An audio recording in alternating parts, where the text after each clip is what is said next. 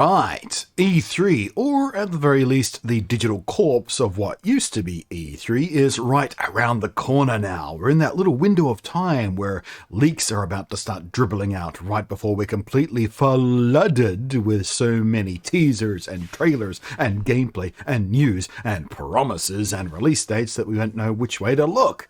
Comment down below on what you are most excited to be announced in the next couple of weeks.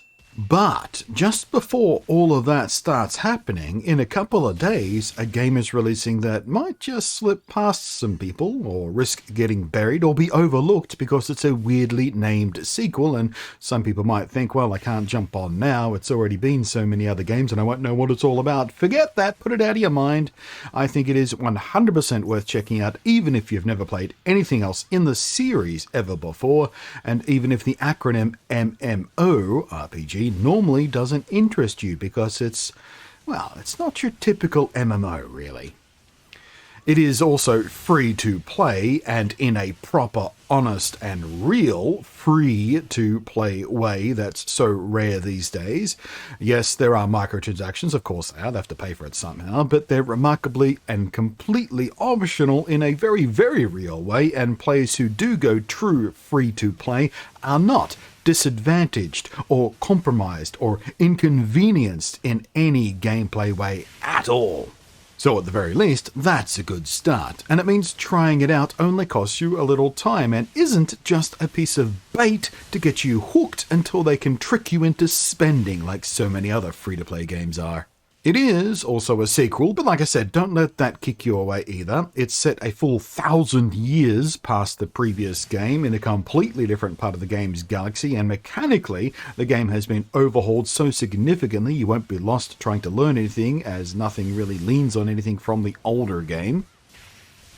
Hello again, I am Blunty, and here's what you need to know to tempt you into giving New Genesis a try when it launches in a couple of days from when this video goes live. In its full fat name, it is called Phantasy Star Online 2 New Genesis, and despite being named Phantasy Star Online 2, the original version of which is an 8-year-old game at this point, and despite its subtitle of New Genesis, it is not an expansion, it is not a sort of 2.5 sequel, it is not some sort of next-gen upgrade or anything like that. It is PSO 3 in everything but name. Now, as you've no doubt been observing for yourself, because I will of course have gameplay from the beta test flowing over this video, it is a heavily anime-styled open-world action RPG combat game heavy on style and flash and looking and feeling like a completely badass anime action hero. It is also an MMO, massively multiplayer online, but in a way that's so transparent and easy, even if you're the type of player who often struggles with the social side of such games, you'll be feeling fine here, because without even forming dedicated groups or parties or guilds or companies or whatever, you can just go, you can just have fun. The game's core content, that around sort of the big enemies and challenges it's focused on, and are pretty much all balanced around multiplayer. But a good, well-equipped player can solo if they like, but it's usually not even necessary to solo, even for the socially awkward. This is because all the different zones in this open world map are automatically populated with other gamers anyway. Just by nature of how the game works and what your general goals are, anytime a boss or a mini-boss spawns, it'll naturally gather other players to the area because we'll all be wanting that sweet, sweet loot that they drop. And the loot is instanced, by the way, so no arguments about loot sharing or who gets what and such. So you kind of naturally fall into this ad hoc grouping and work together as part of the natural flow of the game, all without ever having to manually form a party or a company or anything. There are also more heavily instanced big boss fights, which for balance reasons are limited to certain group sizes. You'll find players gathering in one spot to wait for this kind of event to trigger, and from here, as people are waiting around waiting for the countdown to go down, you can easily group up with others looking to fill spots in the in-game chat. They'll be going, oh, we need one more for this party, and you go, oh yeah, I'll join, and join you are, and away you go, and you can disconnect from it after the event and everything, and it's all very seamless and easy and simple and friendly, even for gamers like me, and I am, in fact, one of those socially awkward players I spoke about, someone who always has trouble with MMOs. I want to play MMOs, but when it comes to getting into groups and parties and making friends, it's always a bit tricky for me. But yeah, whether you're just sort of out in the field solo mob grinding for leveling or material gathering, or going at the in-world mini-bosses or an instant big boss fight, everything just flows remarkably smoothly from one to the other, and the feeling of grouping up with other players, either by virtue of just being in the same place on the map and fighting the same enemies, or forming actual parties for certain events of content, it's just super organic and super friendly. So yeah, again, if you ever find the idea of MMOs intriguing, but some of the social stuff is sometimes kind of intimidating for you, I highly recommend giving this game a go as a very inviting way in. As for the combat itself, most of the time, even if you're only playing casually and not sort of hyper-focused on doing math to min-max your gear and whatnot, you'll find yourself feeling pretty friggin' powerful. The base content of the game, sort of the average mobs out in the world and stuff like that, are not very hard. Even the mini-bosses are not particularly hard. This is a total power fantasy game. It's designed to make you feel like an almost unstoppable god-king ultimate hero. And that's one of the reasons I like it. It's just super chilled out, brained at half power, simple loop gameplay that you can properly relax with. But that said, the stuff that is designed to be hard can legitimately be a proper head-kicking challenge that you really want to be properly geared for, properly planned for, and going with a party of people who know what they're doing, otherwise you're just going to get stomped. So if you're in the mood to focus up and get your skill on, there's plenty of stuff you can grind away at, but if you want to sort of super chill and just beat the shit out of things to feel awesome, well, you can do that too.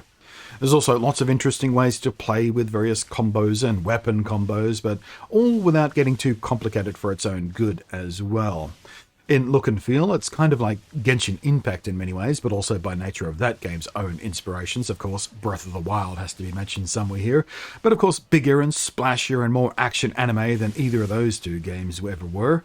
But it is a kind of a shortcut way to describe the general feel of moving around in the world and the verticality of the map and general flow of combat and gliding around and all that kind of stuff. The style game, the fashion game, is strong in this one too. You can make yourself look like anything from the absolute most cover girl anime waifu you can imagine, all the way through to a 7-foot tall super mech, and literally anything in between those two extremes.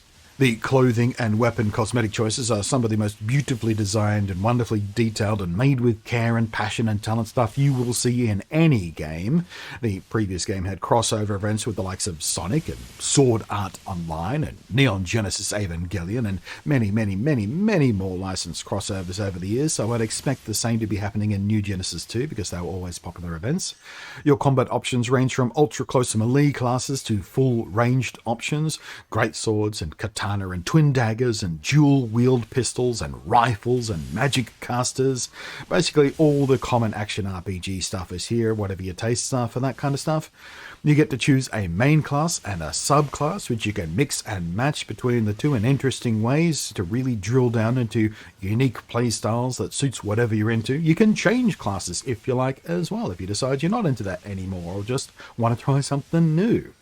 And in this game, you can even combine two completely different weapons, which lets you use two completely different classes of attacks seamlessly without actually switching manually between two different kinds of weapons. So class and weapon combos are going to be super fun to screw around with here too. And again, large chunks of the game aren't especially challenging, even for casual types, so the usual funneling of players towards min-max and every damn player using the exact same friggin' meta build just isn't something you'll be seeing in this game. You will be free to play however the hell you like and not feel guilty about it. Whatever you think is more fun is the way you should play, and you can still be very effective in combat. So if you've always hated the idea of just funneling towards the meta builds just because they're mathematically the best choice, well, you don't have to worry about that in this game. Which is one of the other things I really enjoy because, yeah, I never really enjoy the meta build kind of game. I mean, it's fun to screw around with sometimes, but I like to make my own choices. You know what I mean? This game is also almost entirely built around PvE content, so there's no real reason for inter-player aggression. In fact, it is one of the friendliest player bases I have ever come across. People here love to just dick around, to meme, to chill out, and even right down to in combat. When someone goes down, there's almost always multiple people rushing to the downed player to res them up again as quickly as possible. Not because they're afraid to fail the current fight, because outside of certain instant boss fights, which may have death count limits. In normal open gameplay, the number of player downs has no impact on the game at all. There's no fail state. It doesn't affect loot drops or anything like that, so people just res other players because it's the nice thing to do. And any class of player can res, so there's never any animosity around going down, no exasperation, no annoyance that the newbie player has gone down 6 times on this one mini-boss. Get good. It's just about having fun. So if what you're after is super deep, story-rich, deep combat system, complex, full immersion roleplay kind of deal, well, this ain't it. You might be happier in Final Fantasy Online or Elder Scrolls Online or something like that. This is light-hearted, super splashy, fun, chill-out, properly free-to-play fun time type of game. For me, when it comes to a more serious face MMO, I'm personally planning to dig deep into and, in fact, mainline New World when it launches in a couple of months. I played in some of the earlier closed alphas, and yeah, I think I'm really going to get into that game. But for at least the next couple of months before that comes along, New Genesis will give me plenty to do as I wind down in the evenings. And once New World is here, I'm hoping to let New Genesis kind of slowly tick along in the background as my go-to game when I'm feeling in a more low-focus kind of mood where I'm tired and just don't want to hardcore the New World stuff. And I'll pop into new content drops and for hang time and relaxed adventuring on the like on some streams here and there. It launches this week, June the 9th. I'll link in the down below to the official news post so you can see when the times are and such, when the servers are going down and coming back up again. But I also plan on streaming it as it goes live, so if you're interested, you are more than welcome to hang out in my super chill Twitch stream for when that happens too. You'll find New Genesis on the storefronts of Windows 10, Steam, the Epic Games Store, and Xbox. It'll be using the same game launcher install as the existing Phantasy Star Online 2 game, because existing players of that game, or new players wanting to try the old game, will actually be able to take their one character back and forth between these two entirely separate games, which is really neat. As a properly free-to-play game from a developer who has managed not to be a huge dildo to its hard-earned player base, at least so far, this does get a hearty recommendation for me. I do strongly encourage you to at least check it out when it arrives. Thanks for watching. I am Blunty, and thanks as always to the patrons scrolling up above there. I do appreciate your above and beyond support. I will catch you next time.